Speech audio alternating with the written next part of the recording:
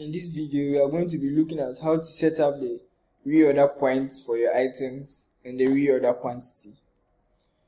We go on to the Smart Sale POS menu, navigate to Products and Services, and then we go into choose Manage Products and Services. So, first of all, you have to find the item you want to set up the reorder points and quantity for. So let's say you want to find an item, you choose the iPhone X, and then you go to extra info.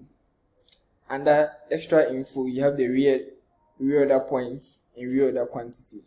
So you quickly set up the reorder points where you want automatically notifications to be given to you once it gets to that point. So let's say a reorder point is 15, and the reorder quantity, that is how many pieces you want to request from the supplier once it gets to that point. So let's say we set it to 30. Once you are done setting up the reorder points and reorder quantity, we click save. So if you come back and we find the iPhone X and we go to extra info, we realize that our reorder points and reorder quantity has been changed to 15 and 30 respectively. Thank you.